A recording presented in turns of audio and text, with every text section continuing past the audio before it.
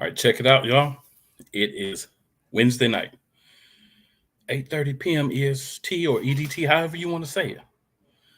We back for another episode, Eagles League Podcast. We about to start hitting y'all with them two-a-days. What that is two reviews every week.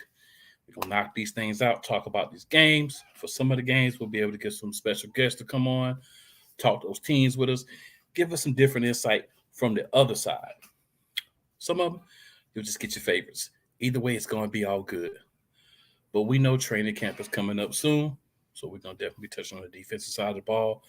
Any battles we see, any people we think are going to make contributions, people who can elevate themselves during training camp, people who may end up losing something during training camp. You never know. But this will be one of your places and your place for interactive training camp information moving forward. Because guess what? It's about to be that time. We've been waiting. We got wrong last year. But hey, it's only so long you can cry about last year.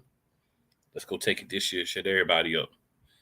And with that being said, first I'm going to bring in Wyatt. What's good, Wyatt? What's happening, man? You know, another show means another day closer to the season. Training camp's a week away. I'm ready to get into it, man. I'm excited. You already know. And also, we're going to do a little flip here. Eagles Diva, what it do? What's going on, gang? Back for another week. We almost there. Let's go. You already know. We got our first comment here, and we know who it is. What up, Philly? With the Fly Eagles Fly. Let's get it. So with that being said, there's only one way to start this bad boy, and then we're going to get into some juicy, tasty deliciousness. All flavored Philadelphia Eagles style. Let's go.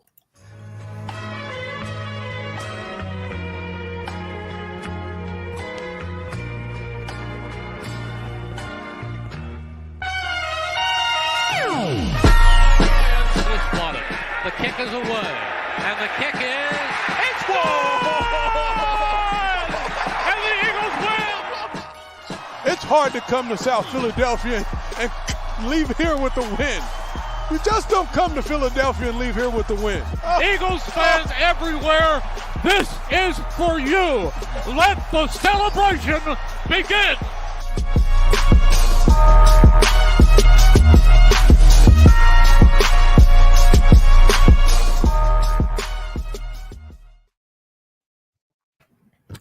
I don't know of a better way to start a show than with that intro. No, sir.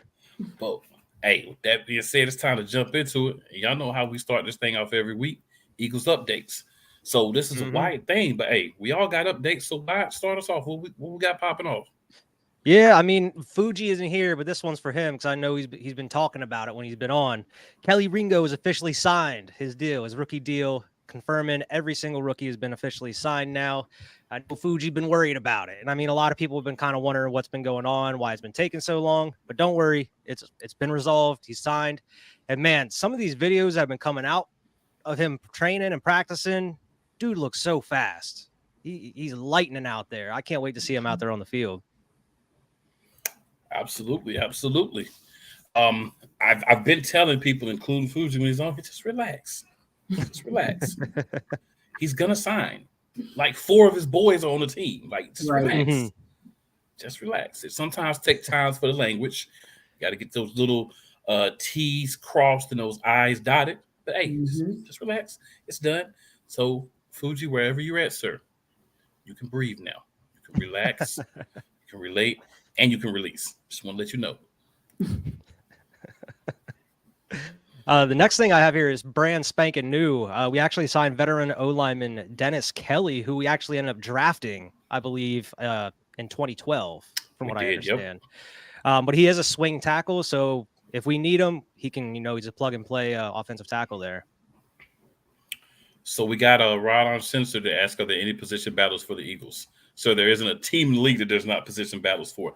We have some. So we'll be going over defense this week, and you just have to tune in next week if you want to hear about some of those battles for offense. And then you have to tune in with us throughout the remainder of the offseason, preseason, if you want to know who's going to win those battles.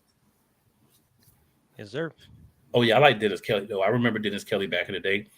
The greatest thing about him is what you said, versatility. Anytime the Eagles are signing guys, especially linemen, It may not be the names, it may not be the guys you want, but one thing you're going to see, versatility. It's going to be somebody that can play multiple positions, solid, and a veteran guys, because those are the guys that kind of understand, hey, I may not be the starter. Like, I might be here to be the second, to be the emergency guy, but I'm fine with that because I'm still getting paid to play the game I love.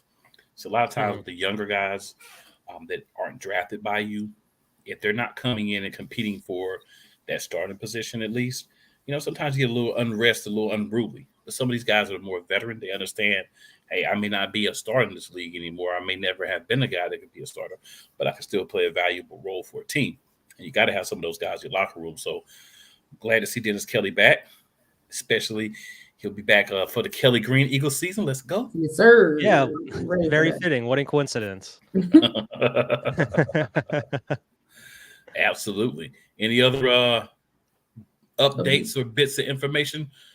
Not really any news, but it's kind of just blasphemy. Apparently, there's an NFC exec is out here saying that Lane Johnson is overhyped and that he plays in a run pass option offense that helps him limit sacks. And he said he gets a lot of credit for being noisy and playing on a good team, which that's been a lot of the a lot of the trash talk against the team is, oh, they're just a good team. They have too many good players. It was like, I don't understand how this is a fault. I don't know. But there was a time where we wasn't a good team. There were plenty of seasons when we wasn't a good team. So it makes sense. And he still did his job. Exactly. Dude hasn't allowed a sack in 3 years now, 2.5 years. And those was on some bad teams too. Those was part of some bad teams. We're not going to, the Chip Kelly era, come on now. Mm-hmm. Yeah. So I heard the same thing about people talking about Hassan Reddick and how good he is. People talking about Devontae Smith and so on and so forth, right? So let me ask. So the question I always ask the people is, if everybody's only good because they're on a good team, who's making the team good? If Devontae Smith's only good because he's playing beside A.J. Brown, but A.J. Brown's only good because he's got a guy like Devontae Smith on the other side, then who's good? Is it just that there are a bunch of just okay players that happen to be playing together? What's happening? Mm-hmm. And the answer that I can come up with is a whole lot of hate. And Reddick was getting 10+ sacks on the Cardinals and on the Panthers when he played for them. Yes, right. Sir. Yes, sir. And those were far less, worse teams than our defense, Yes, sir. So we got a couple of people on the Facebook side. What's up? How y'all doing? What's happening, everybody? Now, everybody that's watching on the Facebook side, if you haven't already, you're going to need to give StreamYard permission so that we can actually see you and see your give comments. So we can see anything you write, but we can't see who you are. We also get a what's up, cool, what's going on, whoever that may be. A couple of those gifts that we can't see. We got a Fly Eagles Fly from Roswell, New Mexico. Take them from anywhere. We got Mickey with the hi, everyone. What's going on, Mickey? What's going on, everybody? And then we're stacked. Hey, listen, I agree with all of those comments. I agree with every single solitary one of those comments. I'll also say, man, for me, all you got to do is watch. Pay attention and listen. This is going to be a year that's going to be very entertaining and important. And the reason being is we have a much harder schedule than we did last year, so we don't have to hear those complaints. So I was reviewing teams that have the easiest schedule in the league. And guess who for a second year in a row is going to be on their list? The San Francisco 49ers. So that's going to be interesting to see because, hey, we'll see if they get that same type of hey, we were getting last year, right? We'll see if they get it again. So it'll be interesting. Maybe they will, maybe they won't. We can't control it, but what we can control is anybody who steps up gets laid down. That's pretty much what it is for the Eagles this year. For us, it's championship or bust. That doesn't mean we get there. We made it last year. We didn't complete it. So this year, you got to finish the story. Anything less than winning a championship is a step back. And I don't think QB1 wants to take a step back because I know. We've read the reports. We've heard Jason Kelsey, Lane Johnson, and A.J. Brown say it. He's still blaming himself for that loss. And I can respect that because as the quarterback, you get the love and things go well. But he really didn't get too much of the hate. You know what I'm saying? You got some people that it doesn't matter what he does. He could throw for 5,000 yards, have no interceptions, have 25 touchdowns running and another 40 touchdowns receiving. He still won't be a good quarterback. There's nothing you can do about those people. But when you critique yourself that hard, that's what I love to see in a guy that's a competitor, young into this new contract, which is very team friendly for this year, by the way. Unlike the contract Daniel Jones signed. The next 4 years or so. But yeah, he was lucky he didn't get a lot of that hate. Luckily, there was another guy on the other that was supposed to be managing on the other side of that football that didn't do a very good job. That took all that hate. He who must not be named at this point anymore. So whenever we talk about he who must not be named, I just think about how bad situation he put us in last year. And I will say, Sean Desai, when he comes in this year, man, all I ask is just come in. I dig a similar system because that makes sense, because trying to rebuild guys up from zero with a different vernacular, different reads and different things, it's difficult, right? Especially for veteran guys. Yeah. But when you could bring a guy who plays a similar system but is going to make tweaks to it, like hopefully not just starting off 5 yards off everybody, like, I'll just go ahead and catch whatever you want, and then maybe in 5 yards we'll get you. Right. And not blitzing when you should be in coverage and not in coverage when you should be blitzing will help the team out. So I'm going to leave that I've said enough about JG in the past. I think everyone who's watched the show or has went back and watched the replay knows how I feel about JG. So we're going to leave that at that. And I'm going to just back up from it. Take a look at the games we're going to be talking about this evening, and that's the exact reason why, what we don't want to be doing going forward, and the reason why JG is gone. And I will say, I'm not upset. I will say, thank you, Howie. For this, Howie, I think you get upgraded to you also get a piece of the yellow cake wrapped up with saran wrap, not aluminum foil. And for those who go to cookout, you know what that means. That's all I'm gonna say about that. A piece of yellow cake with the chocolate icing and saran wrap. We all know what that means. Not sticking to the tinfoil. You can't be not sticking to tinfoil, so you can get all of your icing off, which is fork when you take it off. Wax paper. That's all I'm saying. That's what you get for making that move. For basically saying, hey, it's time for you to move on now. But ladies and gentlemen, we are going to be joined by Mr. LimeWire himself. And you may remember him from the past, Mr. Martin Pounds. Martin, what's going on, man? What's going on, man? What's going on? Just got off the road. How y'all doing today? Good, man. How are you? I'm good. We'd be doing better if we were talking about that first game and not the second one. For real. But yeah, man. So Martin's here. We're gonna go ahead and move on to this next topic, of course. And of course, there's going to be one that's a little sore for Eagles fans. The season 2 review, week 10 versus the Commanders. This is the game where we took our first L of the year. It happens, but we weren't going to win them all. Unfortunately, we lost the one that really mattered. But this one still stung a little bit because of how it happened. So Martin, I guess we're going to start with you with the first question. So Martin, what did you see different in this game from our previous game of the season?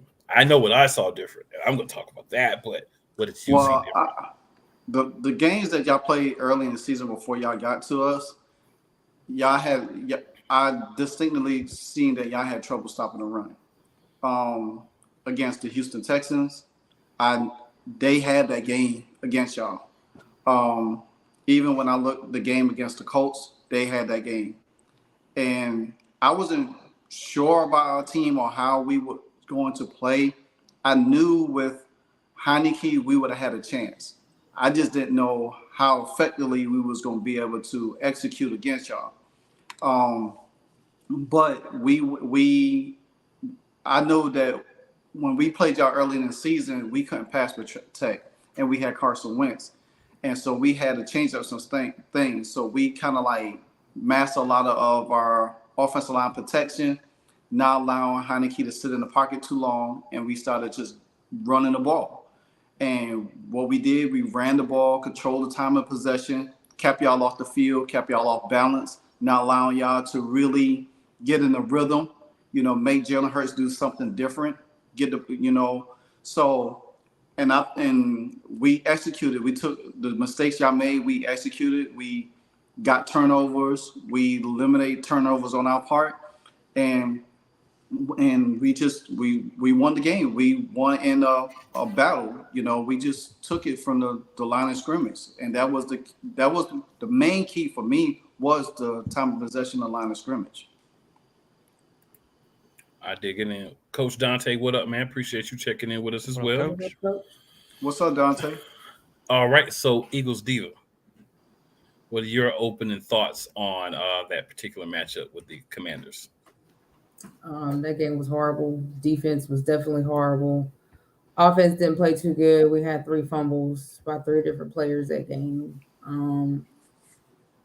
We didn't run the ball, as you can see. Miles Sanders only had 54 yards for 12 carries. And, of course, Jalen Hurts was running the ball for 6 for 28. Gainwell only had 1, and Boston Sky had 1. So we wasn't really firing on offense like we normally do. We abandoned the running game, of course. And on defense, we just stayed in that soft zone, and we didn't tackle. We missed tackles. Coverage was bad. It was a bad game all the way around. What about you, man? What are your thoughts? Yeah, I mean, I think we started off the game strong. I mean, we ended up getting that turnover to start off the game, ended up, getting a touchdown off of that, but it went pretty much downhill from there. I mean, the defense didn't help one bit. That was probably one of the worst games of the season for the defense. Just weren't able to tackle any runners. They were leaving the middle of the field or just leaving receivers wide open in general, or it always seemed like they were one step behind on every single play, and they just weren't able to get to Heineke enough in that one. And then it just came down to just, weird stuff was happening. I mean, you had the no-call face mask on Goddard, which just ruined that drive. Quez had a really good game up until he tried to be a hero, where he thought he was going to be the dude to save the game by getting back up and trying to run, and then he ended up fumbling again. And it was just one thing after another at that point, and just ruined all momentum.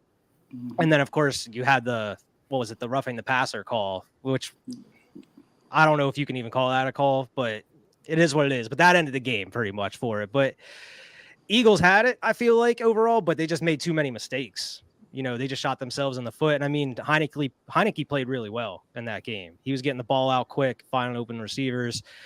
He always played against the Eagles well, though. But that's always what kind of made me question why you guys would just let him go here this offseason, because he always played well with you guys. I think because, one, Ron Rivera, his ego. I mean, because anytime your coach tells you that he didn't know you had a chance to make the playoffs, you know what I'm saying? That goes to show you what kind of faith that he had. And then when he wanted to put Heineke back in, Heineke said, no, let Sam Howell have it. Allow him. And that from that point, right then, Heineke was done. He was done with Ron Rivera. It didn't matter what Ron Rivera did because you didn't show enough confidence, because you took Heineke out and put Carson Wentz back in against the Cleveland Browns, a game that we should have dominated from the get-go. If you had Heineke in, even if Sam Howell did play, I was confident enough that we would have won that game. You know what I'm saying? You put somebody in that's a shell of himself that came in and threw interceptions right off the bat. That right then and there, if our team wasn't being sold, I think Ron Rivera would have got fired this year. It was more of like a loss of respect type thing. Exactly. Yeah, Ron Rivera should have probably gotten fired, and the house really should have got cleaned, and let the new regime bring in their players. Say, hey, I mean, their own coaches, and it still could happen. Yeah, it still could happen. For me, there's several big differences. Y'all talked about a lot of them, so there's no need to repeat them. But there's one big difference. Instead of having Trash and Wentz back there quarterback, you had Taylor Heineke, who is a capable quarterback. Mm-hmm. As Wyatt was saying, not great overall numbers, but he made the plays when he needed to. He was able to move around, kind of caught the defense, it feels like, off guard, and it looks like they didn't really adapt. And, you get out to a 14-7 lead right in the first quarter. The Eagles, the murder quarter, second quarter, all season, all the Eagles always score in the second quarter and get big leads. No points. Third quarter, no points. Finally get another touchdown in the fourth quarter. We get a possibility, and then what happens? Quez Watkinsons us. And hey, I mean, I'm watching this play live. So I just want to go through. I just want y'all to go through what's going through my mind at the moment. Hurts drops back. He's throwing the ball. I'm looking. Oh no, it's going to the middle of the field. Looks like Quez Watkins. Don't drop the ball, Quez. Quez catches the ball. Get down. Don't fumble, Quez. He gets down. I'm like, all right, bet. Cool. Got the ball. Why did he get back up? What is he doing? Where's he going? Oh, Quez, you suck. That was the play that Derek, and I can't say the rest on Forrest camera. That guy, right? So many. I just remember seeing the ball because that's the one. That's the one that threw down the field across the middle, and he fell. And then Derek Forrest had picked the fumble up, and that's the play. Because he got back up. All he had to do was stay down. Stay down, get touched. And then we had an opportunity to get a touchdown from there. And we were playing pretty good at that point. But you can't get a touchdown if you don't have the ball. If the other team has the ball, there's nothing you can do. So thank you, Quez Watkins. I do blame Jonathan Gannon. I blame him for every loss, and I blame him for every close game. So I definitely do blame him. But at the end of the day, that play was like, so the best mental picture I can give you is, how you have a rope and it's being cut and you got a little bit hanging on. It's enough where you might come pull up if you, get close and then grab the rail before you fall. Well, it's just snipped the rest off for us. Let me ask you something cool. After that game, did you felt like that Washington showed something or kind of expose something in Philly, for the rest of the season that other teams could have emulate? Because I think one thing that Washington did smart is that because Heineke was back there and he was mobile and getting the ball out of his hand, but the running backs played a part too, because they kept pounding, where we was getting like a lot of chunk yards. If you remember, Brian Robinson was dragging a lot of guys every time he touched the ball in that game. And there was a couple of times that he could have really broke a couple of tackles for real big games. Do you think that game kind of because it was so physical down in the trenches and the time of possession played a whole factor that y'all couldn't really change out y'all defense personnel the way y'all needed to, and we kept y'all on the field a long period of time to make y'all tired out? I'm gonna let Diva and Wyatt answer, and then I'll answer you as well. So Diva, it looked like you had something to say. Nah, I mean that's just what our defense is. Being an Eagles fan, when your defense and what they're not doing, and so we saw that from Gannon from jump. So we already knew. What I think it was our offense has been able to carry us most of the time. And sometimes the defense would show up maybe the last couple of minutes so they could get a stop so that we could win. But the way that Gannon played was always noticeable. Anybody could read through his defense because it was easy. He didn't make it. He didn't switch it up. He didn't make it complicated. You knew how to handle him. But, I mean, when you lose the ball 3 times during a game, that's critical. And then we fell back on running the ball. Of course, when you stop running, then so I think that really what our offense just fell off because the defense, I mean, offense can't always carry you each game. You can't expect them to carry you every game. And so that game we both fell off, defense and offense. But losing that ball 3 times hurt. Losing the ball hurts, seriously. What about you, Wyatt? What you think? Yeah, I don't think they made the blueprint to beat us or anything like that. Just like what Diva was saying, I think it was a lot of just self-inflicted,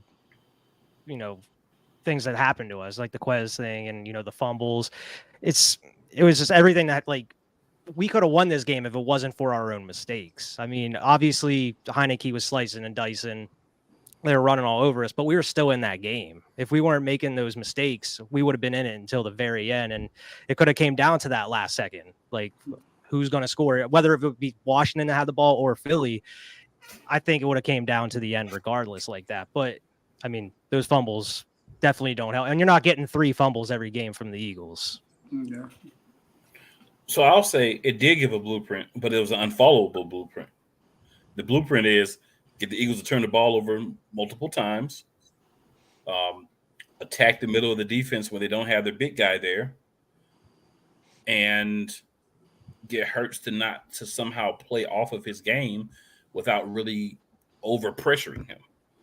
So if another team could have done that, then yeah, it was a blueprint, but it was, like I said, it was a blueprint that it would be very difficult for someone to try to emulate because of all the things that happened. I will say that this game was the reason that we went out and got Linval Joseph and Ndamukong Suh, because we realized, it didn't happen right after this, but I think this is the point we said, okay, let's go find a couple of guys, big bodies we can get in that middle and plug these holes, because we don't have Jordan Davis right now. Because keep in mind, Jordan Davis got hurt the Steelers game, and in that Steelers game, they also ran the ball on us after Jordan Davis got hurt. And then the Texans the next week, and then this game. So they knew something was up. They had to go out and get Joseph and Suh.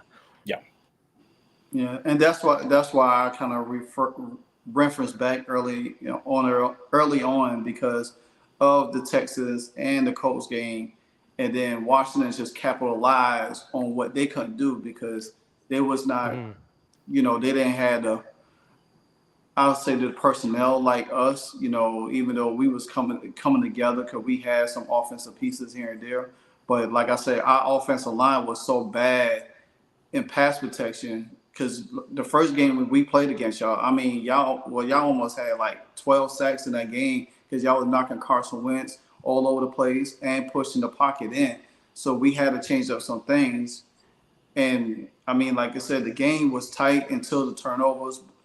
And I just think that to control the game, we had to run the ball and had to run it effectively, just to keep some stuff off balance for the Eagles. And that was something the Eagles didn't do. I mean, Miles Sanders led the rushing with 12 carries for the Eagles, which is ridiculous. It's ridiculous. I mean, you look at the Commanders, Brian Robinson had 26 carries, and then Antonio Gibson next to him had 14. Which is, I mean, right up next to Sanders. So it's like the Eagles should have been running that ball, trying to control the clock like they have been doing the majority of that season up to that point. But for some reason, like you were saying, Washington was able to kind of disrupt that flow. And they kind of gave them that sense of urgency. So the Eagles were just like, all right, we're going to pass. we got to get a touchdown. We got to get points now. And then that's where, mistakes were coming into play. And the worst part about the game is, the Commanders kicked 4 field goals. They only scored 2 touchdowns. They just big field goals too. Right. They were just making field goals left and right. And we were just not getting any points. Yeah. I mean, you start off a game 14-7, then you give up 13 points in the second quarter, which is normally the quarter that you go off. Then the third quarter comes. You only give up 3 points, but you don't score any points. So they scored 16 points, and we scored none after the first quarter. So they gave them a lead, right? Then we get to the fourth quarter. We score, but then we let them score 9 more points. We did a poor job of scheming for the things that they did differently. I understand the second quarter, and I'll say that because we already played the Commanders. We beat them. We're in the same division. They kind of understand what we wanted to do. But that's third quarter, you had halftime. You had a chance to make adjustments offensively and defensively, and I just felt like we came out flat. We never tried to establish the run in a close game. We're not talking about a game where we went out and scored like 21 points in the fourth quarter, backups versus backups. We're talking a game that, was really close, but we blew it. So you have to learn as an organization. You have to understand, like, we have to get points. I talked about a lot last season, throughout the whole season, and when we've been doing the recaps, take the 3 sometimes. Take the 3, right? If you got the other team, take the 3. We go in here, we take a couple of 3s instead of trying to extend drives, instead of trying to make these big, great plays where we end up getting knocked into a position where we have to punt the ball or we end up getting a fumble. Sometimes just take the 3. Get in field position, take the 3 in close games, keep them close, keep them less than a touchdown, winnable games. But, I just didn't see us play the team that we were for most of the season. And again, they got a late field goal to pretty much put it away. But at the end of the day, we shouldn't have let it get to that point. Philly should have played better. All kudos go to the Commanders for doing what they were supposed to do, which is go out there and beat us, and that's what they did. If you're gonna give me 3 turnovers, I'm gonna win the game. Period. I don't care if I'm the worst team in the league. If I go out there and get 3 turnovers off of you, and you don't turn us over but once on one pick, I'm gonna win that game. If it's 3-1 turnovers, you should win the game, and that's exactly what happened to us. It is what it is. There's nothing that could be done about it. But I will say this, and I will say this perfectly. The Commanders let us down. We could have been the first division to have all 4 teams in the playoffs, but the Commanders let us down. Ron Rivera let us down. The team was on a winning streak, and when you, like I said, if you kept Taylor Heineke in, regardless of his up and down plays, he played well enough. The defense started coming into their own. You know what I'm saying? We had 2 of the top safeties behind the Baltimore safeties in the game. We was playing at the potential. We didn't even have Chase Young, and we was a top 10 defense at that time. You know, so ride the defense, play smart football. Scott Turner don't know how to stick to the script or mix it up, because when you got Brian Robinson getting chunk yards running down the throat, and all of a sudden you take the ball out of his hand to do something totally different, and then you make Heineke do things that he might not be comfortable doing, you lose the game that way. Games that both of the Giants game, we should have won them games. If we won them games, the Giants probably wouldn't even be in the playoffs. It would have been us as. Go ahead. So Martin, I got one last question for you. Yes, sir. Who is the possible 3rd team to make the playoffs in a division this year? We making the playoffs. Okay. I'm telling you, we making the playoffs this year.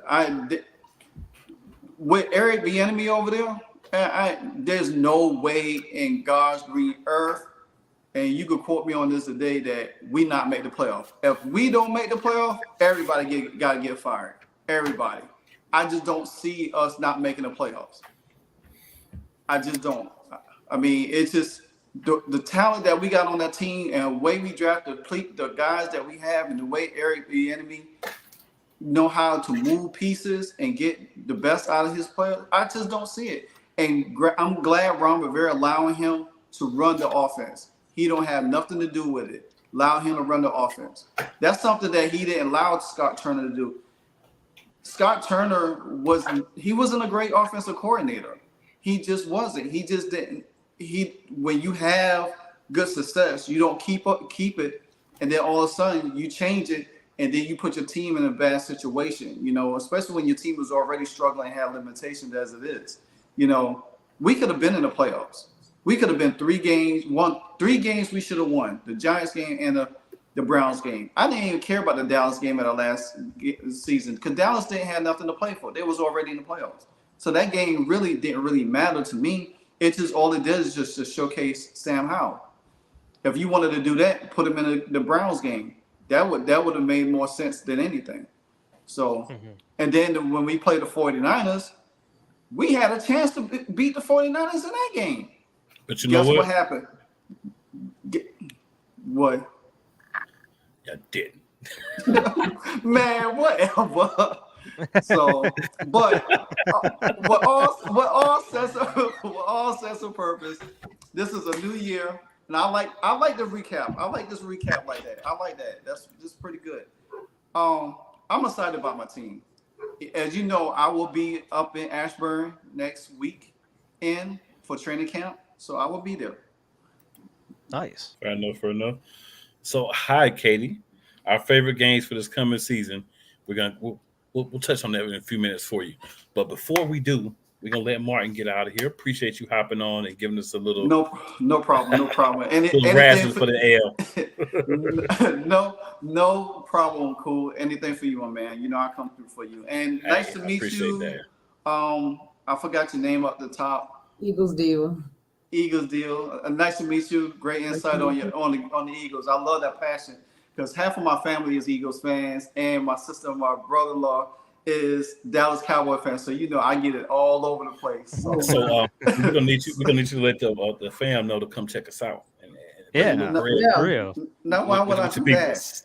Why would I do that? You don't want to connect the good people because people. No, I do. I got you, man. I got you. But nice meeting y'all, and look forward to seeing y'all again. Look forward to seeing y'all again this season. We'll see. Hey, Martin, definitely. Yes, we will. All Where right. can we find you, Martin? Where can we find you before you get here? Where can we find you? You can find me on Twitter. If you look at my hashtag up top, it says LWSNE. That's Live Wire Sports Entertainment. That's on YouTube. You can find me on Twitter, TikTok, and Instagram. So I cover all Commanders, Hurricanes, Atlanta Braves, and Chicago Bulls. Yeah, I noticed there's a couple of teams in there that your boy is also a fan of, man. That's right. Those Hurricanes and the Braves. Best team in Major League Baseball. Just throw it out there. I'm a Bulls fan. I don't talk about it much for a good reason. well, me and you need to get together so we can talk about it. You know what I'm saying? Definitely, man. Definitely. Let's link up. All right, bet. So y'all be safe. Y'all have a good night, and I will be talking to y'all soon. All right. Yes, sir. Appreciate you, Martin, man. No problem. All right. So Katie also says, is there any certain games we're looking forward to? And Katie's excited for the upcoming season. So to answer, for me, I'll just give you a game, right? Because I don't want to be greedy. And if y'all don't say a game, I'll come back to it. But I'll just give you one real quick, Katie. For me, I gotta get you two. I gotta get you. Sorry, I gotta get two. The Kansas City Chiefs. I want that game so bad. And it's 2 days before my birthday. I need a win. And I need it. Of course, need that win. We get a chance to play the 49ers again. And I hope Deebo Samuel is ready. Because you've been chirping all off season and crying and complaining and acting like a petulant toddler. You're going to see us in Philly. And we're going to be at that game too. So I'm definitely looking forward to that. Yes, sir. So that's my two. I'm looking forward to the Miami game. Oh, that's a good one too. Oh, we got some good games on the schedule. That's a good one too, especially if Tua healthy. Yeah. Ooh. Looking forward to that one most definitely. Yeah, there's gonna be good ones. I gotta decide with cool though. Either that Chiefs or that 49ers are the two biggest ones I would say on the schedule. Yeah. But I mean, if we're talking about some other games, a couple more I'm looking forward to. I'm always looking forward to when we play the Arlington football team. Mm-hmm. Yeah. They got it coming. And we gotta acknowledge that we also play the dysfunctional Buffalo Bills too. That could either be a very interesting game or depending on how they're going, because they're having some internal strife within the team right now. So we'll see how that goes. And the Jets, that'll be a good game too. Yeah. Oh, so Katie says that she's excited for that game. She wants to go if she could, but she'll be 36 weeks pregnant at that time. So yeah, I can understand. Congratulations. That. Yes, congratulations. I can definitely understand not going to that one. Yeah. She says so. It's like, do I go or not? But I probably will. Hey, I'm gonna tell you something. People say what they want. This is a dedicated fan base. I saw a poll. I know we gonna talk a little bit about training camp and whatnot, but I saw a poll and they had us as the most hated fan base in the NFL. Mm-hmm. And you know what I said? Let's go. No one likes us. We don't care. He hated us. He's like, I hate their fan base. He's like, I can't stand them effers. I didn't bring it up in the news because we talked about his ass enough and he ain't on the team anymore. I ain't giving him any more attention. You ain't on the team, CJ. I ain't giving you any more attention. CJ he mad at the 49ers. He mad at us. He mad at the Chiefs. He mad at everybody. Salty as hell. Well, listen out somewhere. Yeah, CJ, check your blood pressure, bro. All that salt. Right. You really gonna be mad over there in Detroit this year. Yeah. We're gonna see how that works out for you, buddy. We'll see how that works out for you. Right. But just to switch it up real quick here. We may have another guest here in a few minutes. We'll see if that comes to fruition. But in the meantime, in between I time, do have a bit of news if you want to talk about that in the go ahead. meantime. Make it happen. I actually saw it here as I was scrolling. It's just kind of a rumor from Derek Gunn, who's a reporter within the organization and within the NFL. He has stated that knowing Howie Roseman, he wouldn't be surprised if on numero uno on his list before the season is getting a contract extension done for Nick Sirianni. Locking him up for a couple more years, which is I didn't even think about that being a possibility though, but it makes a lot of sense. I mean, he's shown a lot of promise over these first 2 seasons. He actually has. After the first year, he's been pretty, he actually has. Yeah. So he's built he a went from great Silly culture. in that Sirianni locker room. to a guy that almost won us the championship in 2 years. It's pretty impressive. So I mean, I guess you do got to pay him right. He doesn't volunteer either, huh?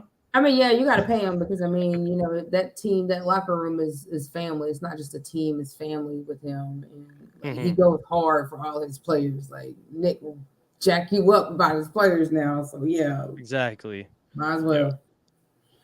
Yeah, I don't know if we've ever seen a locker room like that tight. I know, like 2017, it was really tight, but man, this seems like a whole different atmosphere within the organization right now. Until you leave, then you start being salty. Yeah, that's why. Yeah, because you left, because you're gone. You're a little mad. He knows what he had here. You know what? You should have took the money, buddy. Should have took the money. Blame your agent, not us.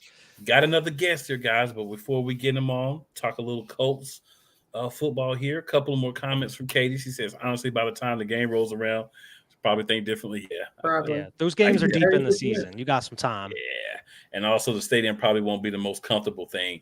Nah. Yeah, if you are going to go, my recommendation would be getting one of those standing seats so that way you can be walking around and Or get it by the bathroom, because by the time you're 36 weeks, bathroom got you there. And that's in the standing area, that'd be good for that too. Get your little walking in too. So if you do decide to come through, that might be the move you want to make. And keep in mind that there's a night game. It's a 4:25, I believe. So evening, not night, but in December, what was it? October? Yes, December 10th. It was December, yeah. So we're gonna be cold. Oh, I'm Eagles. So she says, I don't know the name for the lovely lady here, but if you were 36 weeks, would you go to a Chiefs game? And also, I think it's awesome. You love football, girl. I love football. I probably would. I just have to make sure my seat's by the bathroom because I've had 3 kids, so I know how that is. Yeah, but I probably would go. She would go. She definitely would. I can tell you that she would go. But ladies and gentlemen, now we're going to bring on our second guest for the evening, an aficionado in all things sports. Some people call him the Rain Man. We'll just call him Snowman. Snowman, what's going on, man? Good evening, ladies and gentlemen. How are you guys tonight? Good. How are you? It would have been better if one game had went differently at the end of last season, but we'll make it. You know what? That was probably the best 40 minutes I ever heard in my life. Cool, and a guest in our chat went back and forth, and we were all just cracking up for almost an hour. It's fun times, man. Fun times. Yeah, it is. Yeah, it is. All this isn't fun. You're 36 weeks along? No, not me. The lady in the chat. Lady in the chat. So she asked. She also asked, "Oh, had you had a baby before?" Also, yeah, I already have tickets. I got them from a raffle, so I have nothing to lose. Huh? That's true. Oh, nice. That's true. Yeah, nice. I agree with the advice. Make sure they're by the bathroom. And she says her seat is by the bathroom. And so in case I have an emergency, she's close. Hey, there you go. There you go. Sounds like a win to me, ma'am. Yep. Sounds like a win to me. Like a win. I'd go. See, all my football tickets I'm going to get this year are going to be in a press box. I dig it. Everything's going to have a. Considering what I've been through with some of my body parts being gone due to pancreatic cancer and beating it, I got to sit in the press box for the simplest of reasons. There's food on one side, there's a bathroom on the other, and there's water in the middle. Yes. So just in case, because one of the medicines that I take is Creon, and it's something I had to take for a lifetime because part of my pancreas is gone. and it has a side effect which involves me in a bathroom. But it's Yeah, you something my won't hear that doctor from them. it's something my doctor recommended, and it's something that it's gonna stick with me. But hey, I'd rather deal with that problem than what I was dealing with 2 years ago. Yeah. So I'm Mhm. here and I'm standing and I'm good. No, I that's dig that. right. So, Snowman, we're going to hop into it with you here, sir. So, Mhm. Snowman is a multifaceted football aficionado. He is a San Francisco 49ers fan. He's also um, a fan of the Eagles. He likes what we do over on the Eagle side.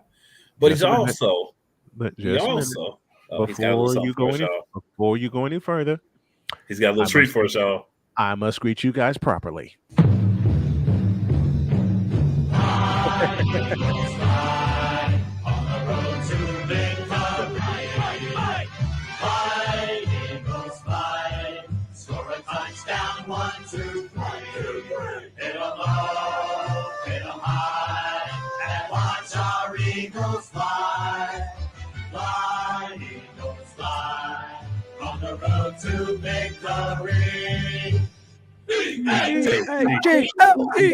Eagles. Gotta greet y'all whenever I come on. I gotta greet y'all properly. I got to give you the song. Appreciate it. Definitely, Hey, not a definitely, problem. definitely. Not a Love it. problem. Love it. So Snowman also lives in the Indianapolis area.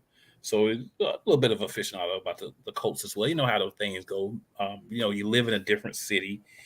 You kind of end up hearing a lot of information about that team. You kind of start, knowing Yep. people talk about the team you hear about on the radio a lot. So you get a lot of, information. So Mhm. I thought Snowman would be a great guy to bring on to talk about that Colts game. I So, appreciate Snowman, I appreciate it. I've had so many conversations with one of my good buddies, as cool as you've heard on the air with me, is Matt Taylor, the voice of the Indianapolis Colts, and the way he described it, and the way others have described it to me as well, that been in conversations with, is it's a blank canvas, because last year, all the way around, starting with the offense, they allowed 60 sacks, most in the NFL. And you would have thought that the Colts offensive line coming into 2022 would be a positive and not a negative, even especially with big bad Quentin Nelson, 3-time All Pro. But that wasn't the case. When you have a revolving door of quarterbacks since Andrew Luck, you're going to run into problems. And they run into problems, trying to get to and through different retreads, including Nick Foles, and it just hasn't worked out, which led to them drafting Anthony Richardson. And my guess is that he's going to be handed the keys day one of training camp. I plan to be in Indy to talk with Matt and a few others covering training camp. I cover training camps all around the NFL, but the specific focus will be in Indianapolis since they start next week. But they look at it as a blank canvas.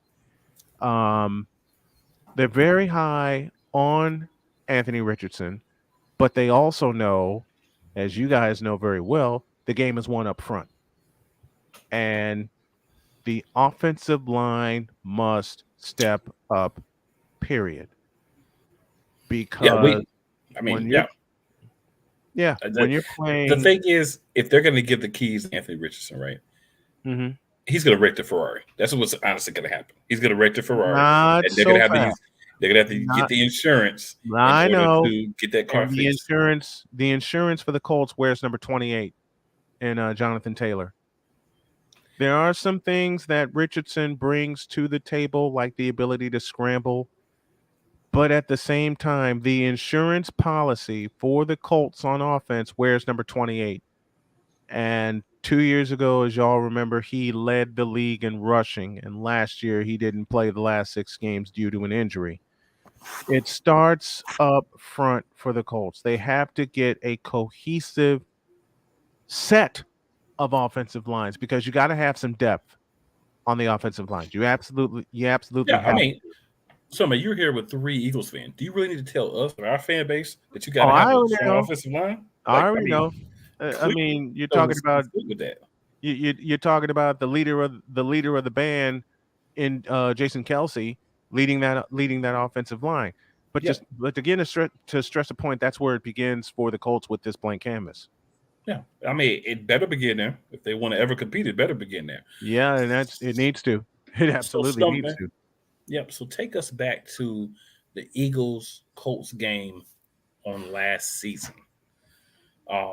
Closer game than I felt like it should be. It should have been. I felt like we were a much more superior team, but we did not do what we were supposed to do, and we got lucky to get out of there with a win. But from your perspective as a guy who, you're there in Indianapolis, you heard a lot about what was being said, what happened during the game, all those good things. Your thoughts on the matchup between the Colts and the Eagles?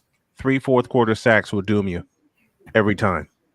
And this is after Indy held a 10-point lead for nearly 2 quarters. Well, they actually held a 10-point lead for the middle two periods. 3 fourth quarter sacks will doom you.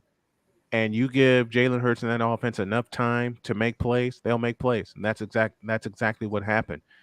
The lack of a running game doomed the Colts also when they were unable to run out the clock. That's a big thing. Being able to run out the clock with a 10-point lead, no matter what the result, whether if it's a punt, you don't want to have a 3 and out. And aside of those 3 sacks, there were also 3 and outs. 3 of the 4 drives for the Colts in the fourth quarter, save the last one, were 3 and out. And that allowed the Eagles enough time to get back in the game. Fair enough. Diva, what about you? What are your thoughts on this matchup?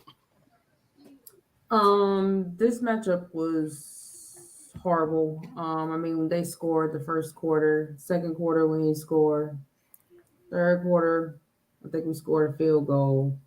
I saw where Jalen Hurts ran it 16 times and had more carries than Miles Sanders, which made no sense. And then he had 180 something yards.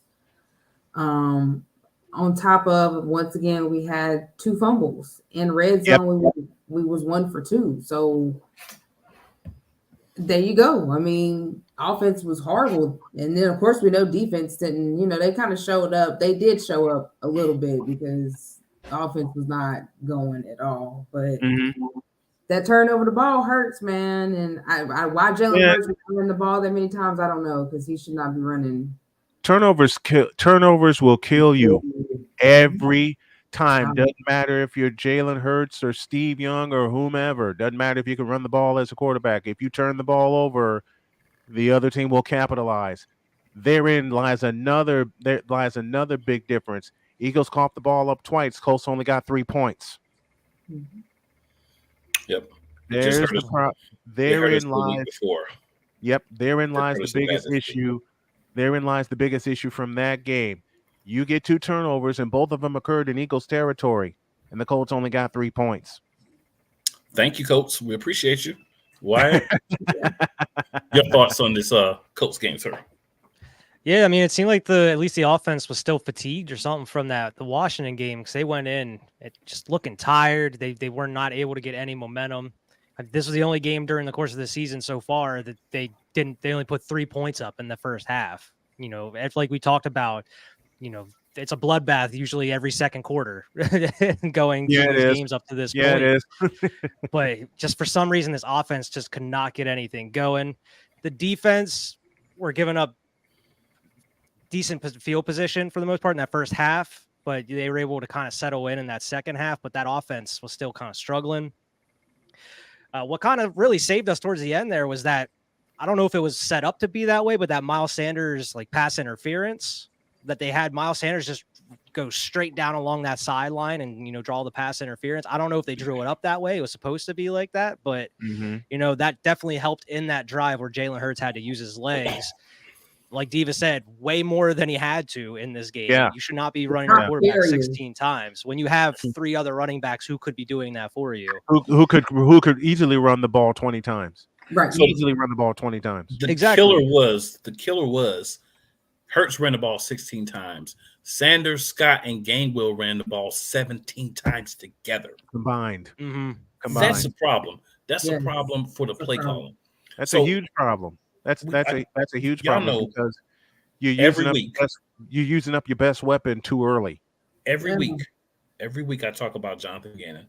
Every Mhm. week last season I talked about Jonathan Gannon and how trash he was as a defensive coordinator. This is a great example. This is a team that had Matt Ryan. Okay. And I'm gonna put it like I put it about the ghost of Matt Ryan. He's not even the same Yeah. guy he was anymore. Right. He's not. And this is the guy who put up 16 points on what was really, in my opinion, the best defense in the league last year. A Mhm. 4-6-1 team. Right. Yeah. But games like this is the reason why other teams slid into the conversation about being the best defensive league, because you give up 16 points and almost lose to this Colts team here. And But you bereft can't the tell me talent at just the running back missing. position, and bereft the talent at the quarterback position, and bereft the talent on the offensive line, and we only win by one. Go ahead, Yeah, Wyatt. you can't tell me just missing Goddard in that game was the only thing that threw off the offense. Oh, There's no. no way. Oh no. Quez I mean, Watkins was the it reason seemed that like- we won the game. Quez freaking Watkins, y'all. Yeah. It seemed like the offense for both teams was off from kickoff. From the start of the game, it seemed like both offenses were confused. The Colts more than the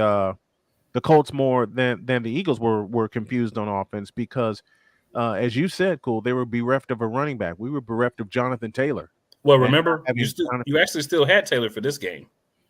Taylor wasn't at 100% for that. He game. wasn't at 100%, but he was there because he had available, 22 for but he 84. But Yep. he wasn't himself. He was available, but he wasn't Jonathan Taylor. He And wasn't the thing that hurt game y'all. break. You didn't use Zach Moss. You didn't lose the Nope. backup at all. He only had 2 carries. No, Mhm. Moss When should you have know your gotten guys the bulk hurt, of- Yep. You have to be better. You have Moss to be should have smarter. gotten the bulk of the carries in that game when you know Jonathan Taylor is not at his best. And I'll tell You you, got to something have else. some capable backups. I'll tell you something else. We talk about running backs. We talk about Jonathan Taylor. Yep. So Jonathan Taylor, as well as a lot of these other running backs, have realized something. Mm-hmm. You know what that is? I can go out there and do 2,000 yards and, be great and be the reason why the team wins, 5 or 6 games. And guess what's going to happen to me? It's going to come for me to get paid, and y'all are going to screw me. Mm-hmm. So you know what I think we're going to start seeing out of a lot of these guys? I think we're going to start seeing guys say, you know what? I could get this extra 5 or 6 yards if I put my head down and run up the field, but I'm about to run out of bounds, so I'm about to get down. Y'all don't want to pay me anyway. I'm going to protect myself. Oh, we're So that seeing it now. when I go somewhere else down the line, because you're not going to resign me, I'm going to have to go somewhere else and take a lower pay than I should be getting. I need to make sure I can have a little bit more longevity. And how do I have the longevity? Getting hit less, initiating less contact, and being smarter about what holes I pick and what plays I try to make for my team. And I tell you, man, I think that's going to be the side effect of these running backs and how they're being treated now as far as contracts go. Oh, we were seeing that a couple of years ago. Yeah, we got Martin in the just seeing it. comments. Martin says, "Thanks for having me on. Great show. Appreciate it, Martin." Coming on. Le'Veon's like, I don't look like a fool now, do I? Le'Veon Bell started this. Yeah. Le'Veon Bell started this by blatantly walking away. When he got traded to the New York Jets, how available was he? And how focused was he? So He was making rap albums. Yep. So what you described, Cool, is already happening. It's going to get worse. It's going to it's get getting a worse lot. It's going to get a by the lot day. worse. There's only a couple of running backs right now that are locked in for longer than 2 years. There's only a couple of running backs. One of them I happen to know very, very well. His name is Christian McCaffrey, who are locked in for more than 2 years. And when you know what weapon you have at the running back position for your team, you want to lock them in quick. You want to lock them in soon. You rather him lock them in sooner rather than later. And right now, it's going to bite the Raiders in the rear end for not locking up Josh Jacobs. That's just one of the major examples. I don't even have to mention Saquon Barkley. Well, I'll just say this. If I'm a running back in the NFL right now, I'm saying to myself, y'all get 75%. Yep. That's what I get moving forward. The only running backs that's going to give you a lot is the first and second year guys. The guys early on, or the guys that you extend, like you said, within that first 3 years, as soon as they become eligible, go ahead and get them a decent wage. Because the fact of the matter is, it would be silly. Like, for instance, we have DeAndre Swift last year for his rookie deal, right? So we traded for him. We didn't give up a lot. People say, "Oh, that's robbery. The Eagles just the rich getting richer." So, granted, our whole running back room is like 7.5 million or roughly, and Miles Sanders by itself is 7.25 for the Panthers. So we get 4 guys for what Miles Sanders got for just him, and he's not a guy that's been able to stay healthy. He wasn't even really healthy all of last year, right? No. That's why he wasn't playing in certain games. And everybody's like, "Why are you not playing?" He wasn't playing because he wasn't healthy. But I digress. So the point is simply this: Swift is playing for a contract. And Swift is not just playing for a contract with the Eagles. He's playing for a contract somewhere next year, whether that's in Philadelphia, whether that's somewhere else. How that works for the Eagles is he's on our team this year, and he's got to show he has some semblance of staying healthy. He's got to show he has some semblance of being a number one back to even get about 5 to 7, maybe 8 million a year. So, and you got to prove that from all the years you had in Detroit. You've got to be the bell cow running back. It's a term that I use often. You traded for DeAndre Swift for a reason. Now it's up to DeAndre Swift to prove it, to prove that he's worth it. Absolutely. Penny's kind of in the same situation. But Penny, I don't think is ever going to really get big money anymore. But no, not this. He's 27 now. All it takes is one team to fall in love with you and want to overpay you. Yeah, it happened. Remember, we've seen it before. The Commanders, when they were the Redskins, used to beat them every year. It happened with Le'Veon Bell. Does that tell you anything? It was the Jets. That tells us a lot. There you go. That explains everything. It's the Jets. So, ladies and gentlemen, we'll go with our guest first. Any last thoughts on the Colts Eagles game from last season? Well, we got this year's a blank slate for the Colts. I'm just anxious to see. What they put up and how they put the puzzle together. So I'm going to put this comment up. This comment comes at a great time with the 49ers guy here. Red Bull says, "Hey guys, I'm back. I was thinking Brock Purdy. I honestly think that if he were healthy, he would have won that game. It would have been closer than it was.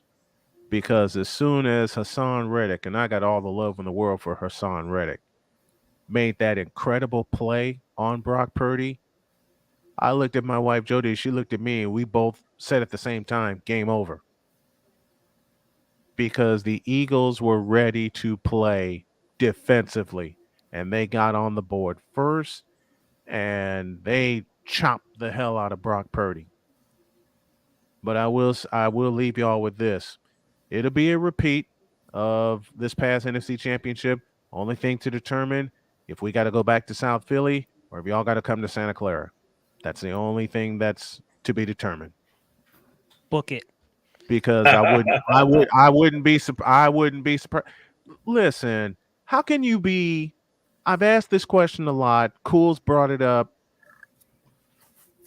How can you be a Super Bowl contender or a Super Bowl participant, or in Kansas City's case, Super Bowl champion, and you get better, and you get scarier, and you improve everywhere?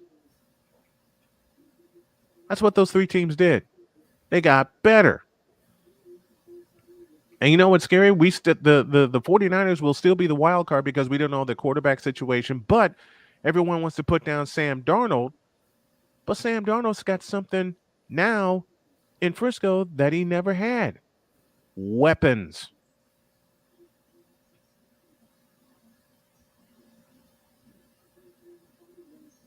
So I say wash, rinse, repeat. Just depends on if we got to go to the Link or y'all got to come to Levi's.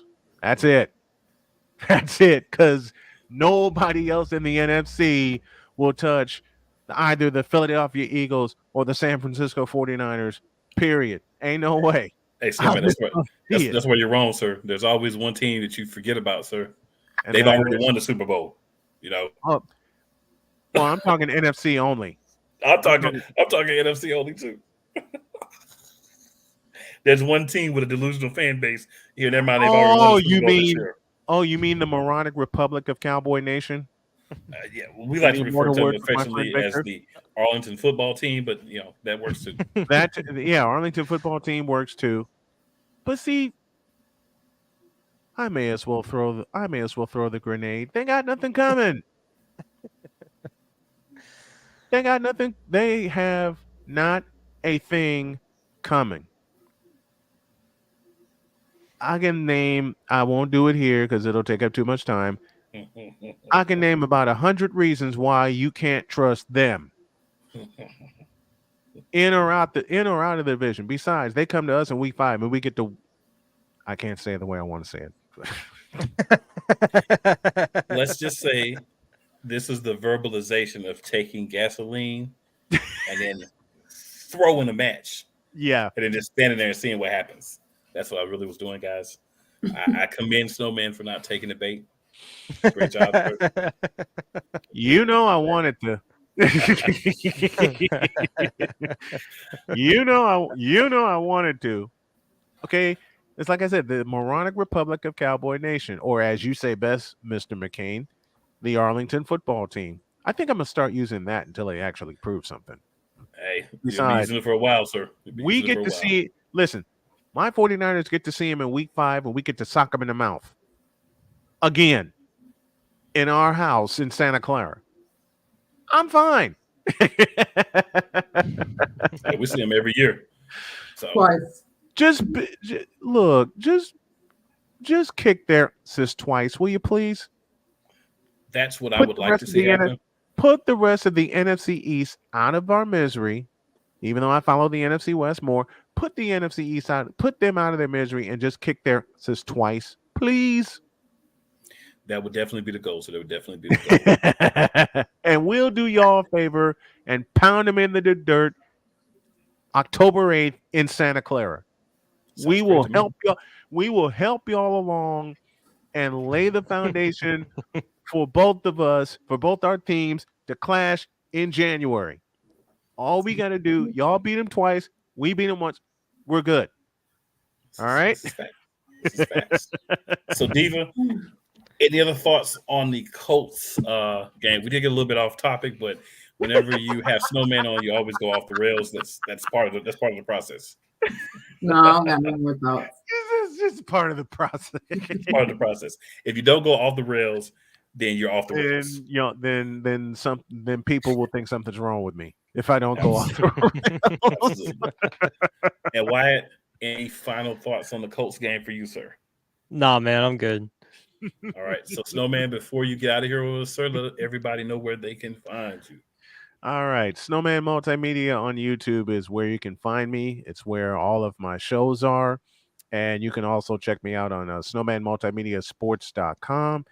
And follow me personally on my personal social media at bsnowmultimedia. That's where you can find me. And I look forward to chatting with y'all all season about some football.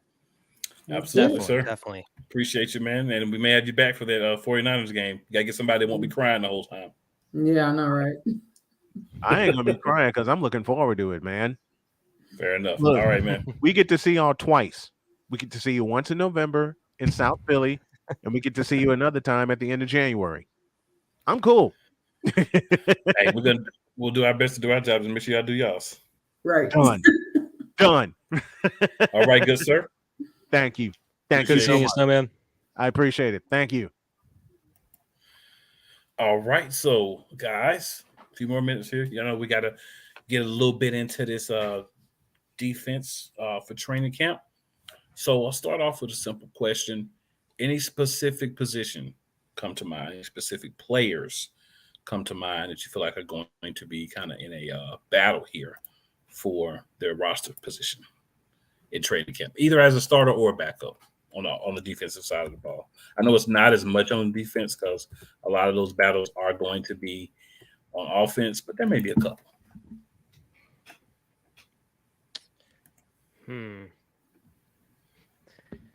I mean, the only one I can really think of, I mean, at least on offense, would be like the wide receiver, which would we've been talking about here mostly all season. Yeah. So we'll talk about that next week. But you don't think anything on defense? Nothing on the defense side? If I had to say defense, this could be, I don't know if it's blasphemous, but it could be, a little hot take.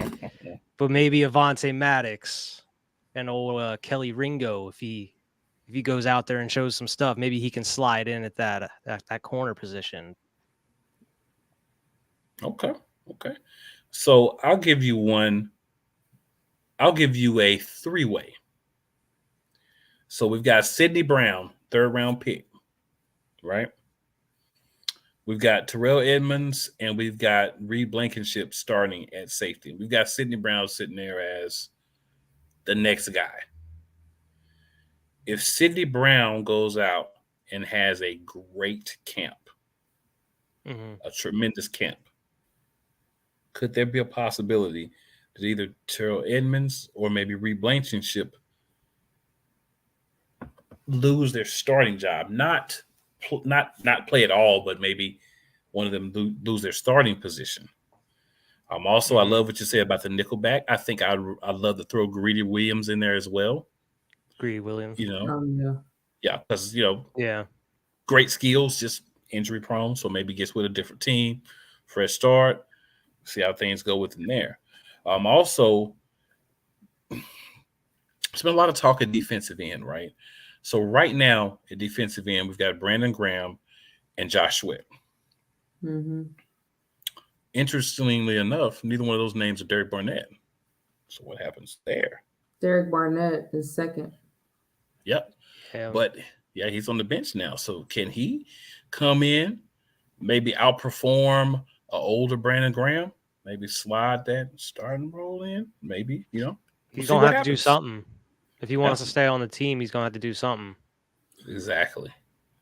And then now at defensive tackle. You got Carter and Davis and Street. And you got Williams. Don't forget Barnett. Not Barnett. Cox and Jordan Davis too at the left defensive tackle. So that's some questions as to who's gonna, some of those battles. Because what I find very interesting, and I'm glad you mentioned defensive tackles equals diva. That's kind of where to me the biggest question. Some of the other ones is maybe somebody really performs well and somebody gets bounced down. But when we look at these defensive tackles, you got Fletcher Carson, Jalen Carter looking like the starters right now. But behind them, at least according to the depth chart as of now, you've got Jordan Davis, Milton Williams, Kentavious Street, and then to a lesser extent, Marlon Tuipulotu, who has played well. Probably slots more as a backup, but at least, he's in there. And I think that's going to be some of the depth that we're looking at to have there. But who starts, right? Who wins the starting positions? And I know they're classified as left and right defensive tackles, but let's be honest. In my mind, the two best of those guys should be starting. I don't care if they're both on the left. I don't care if they're both normally on the right. You put the two best players out there. One guy figures out how to play one side. One guy figures out how to play the other side, and we keep it moving. So I'm excited to see how that plays out throughout the offseason. I don't really see anything in linebacker. I don't think Christian Ellis or Sean Bradley is going to take out Nakobe Dean or Nicholas Morrow, especially with Nakobe Dean already having the green dot. And for those of you who don't know what that means you're the play caller on defense. So I don't see the play caller in OTAs getting knocked down unless he gets hurt or something drastic happens. So I think for me, like you said, Wyatt, nickel corner is a good one to watch. Because you got Maddox, but you got guys like Greedy Williams, you got guys like the aforementioned Keely Ringo, who could possibly, take that position. Either they outplay him or, I hate to say it, but Avonte Maddox is a guy who does get often injured. And theoretically, his backup should be Zach McPherson. But I would wager to say I would rather have Keely Ringo or Greedy Williams in over Zach McPherson. Yeah, and you make a good point about the Sidney Brown possibly going over taking Terrell Edmonds' spot too.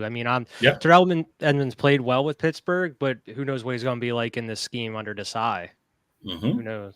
Yep, so I forget who was the safety? Who was the safety, the veteran safety we had over the past couple of years? We kept bringing back. He was like on practice squad for a little bit. I forget his name.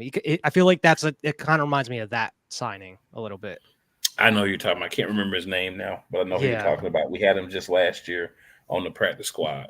Yeah, and he was a starter the year before. Mm-hmm. Yeah, his name eludes me at the moment, but I know exactly who you're remember. talking about. He's well loved in the city too. Yeah. So yeah, I remember exactly who you're talking about. I can't remember his name at the moment. If anybody in the chat remembers, let us know. Yeah, I don't think he's taking Reed Blankenship's spot. I think that's his. I think he's just going to keep getting better and better. Hopefully. Yeah, hopefully. I'm just saying that's what the training camp.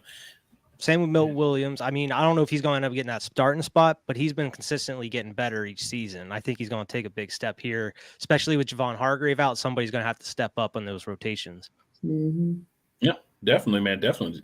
I'm just curious as to see who's going to be the starter because, like I said, all those defensive ends and tackles, I think 3 deep, they're all going to play. Taron Jackson's going to play. Marlon Tupeluto's going to play. Kentavious Street's going to play. Matt Leo's going to play. I think and all you also those guys got to think maybe they bring So back too at some point. Yeah. I wouldn't, but Sue's probably not going to come back until like week 6. Oh, yeah. He said he's not doing training camp, but that's what I'm saying. Eventually, at some point, they'll probably add some more depth to that line. Yeah, absolutely. And of course, next week we're going to talk about offense. And I think offense got a couple of battles that can be had. So we can, kind of dig into those a little bit more, especially on the offensive side. Interesting one for me is at running back. We know who we think the starter is going to be, who the starter should be. But I think training camp is going to play a big part in that too. So just a little preview for next week. But guys, just a couple of pieces of, things we got to do here before we get out of here. One, of course, would be we got a few more comments here we want to slide through and make happen. So we'll start here with Katie, Miss Red Bull Royd. Let's see. I'm trying to think what's the last one we talked about. Okay, here we go. We'll make sure we don't reread the same one. She says, well, I think the Eagles got away with some stuff. She was with her boyfriend, and that AJ Green catch shouldn't have counted since he didn't take control of the catch. I think she's meaning to say catch, and she said cast. Yeah. And she says, the Eagles got away with some stuff. Hey, I agree that things happen. She also says, I live in Dallas during the winter, so I'm a Cowboys fan. Their fan base is very, very, very crazy and fun. Oh, I'm sure they are. And then we got my guy Freddie Henderson, one of my guys from Sports Empire checking in with us. Appreciate that, Freddie. We also have Aaron Riley checking in. Fly Eagles Fly, all day, every day, and twice on Sundays. Yes, 3 times during the season, 4 times in the playoffs. Let's get it. And then Red Bull says again, I just texted my mom that I'm going to go to the Chiefs game, and she texted me back, and I'll quote her. She says, "You're insane. You're going to be ready to pop if I'm not there to save you." Love it that she says my mom can be ridiculous. But hey, a night game at Arrowhead is a can't miss game. I'm going to be there. That's true. I'm going to be there. She says, I think Pitt might be a playoff team. I mean, somebody's got to make the playoffs in the over there. Somebody's got division, to. Yeah. I don't know if they win in the division. Maybe they slide in that wild card spot. Yeah, probably. Possibly. And she says the only thing she's upset about is how freaking cold it'll be. It will be cold, but you know what? It's gonna be cold. There's gonna be barbecue out there and all kinds of Kansas City treats. So hey, sometimes you gotta make a little sacrifice, throw in a little extra layer, keep it moving. 2 days before the birthday, I'm gonna be excited for that one. I just really want a team to give me a dub for the birthday. That would be great. That would be fantastic. Yes, sir. Right? That would be wonderful. Do I think it's gonna happen? Remains to be seen. It remains to be seen. I don't want to count it before it actually See happens. what the team looks like going into that week. Yeah. Hopefully a lot better than, especially on the defense side. What's up, Mo? Appreciate you as well for hopping in and checking us out tonight. What's happening? What's going on? Couple emojis there, so definitely shout out to that. So, a couple more pieces of things to take care of that we got to kind of drop out here every week. So first, of course, we want to shout out our partner who we are airing on real quick. So let's get him a little quick This look. and you're watching Shady Sports Network. Tune in, hit that like button. You might wonder, what do these guys do? Player signing announcements. I never in a million years thought you would actually come on to break this news. So without further ado, go ahead and tell everybody what happened today. Yeah, man. I just had to work out with the Cincinnati Bengals. Finding me right out. Without further ado, I'd like to announce that, I'll be taking my talents to Salina Liberty. This just in, the Major League of Football is reportedly collapsing, unable to pay hotel room bills, with players being kicked out of their rooms and hotel managers asking them to leave voluntarily without issue.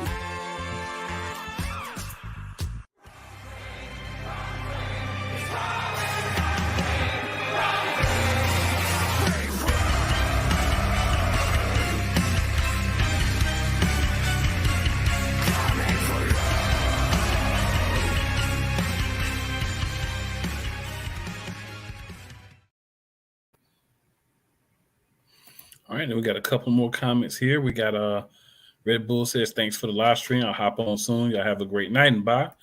Red Bull, make sure you hit that like and subscribe button along with everybody else that's watching. Yes. That share button works very well nicely as well.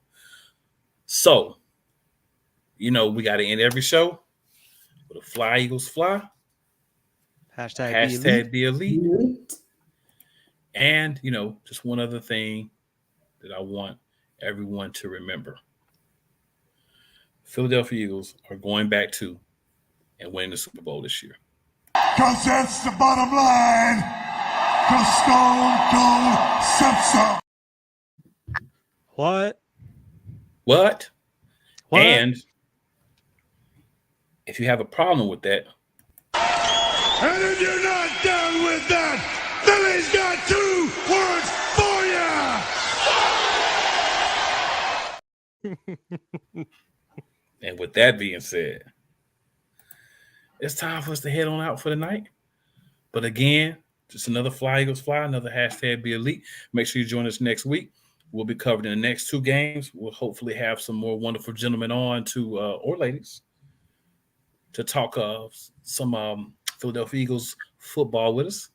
Some early training camp coverage. You already know, and some information on the offensive side of the ball that we didn't cover today, because we definitely got a lot more to cover on that side as well. So for the crew, Miss Eagles Diva, Mr. Wyatt, it's your boy Cool McCain. Check us out next week. And as always, Fly Eagles Fly, hashtag be elite. Have a good one.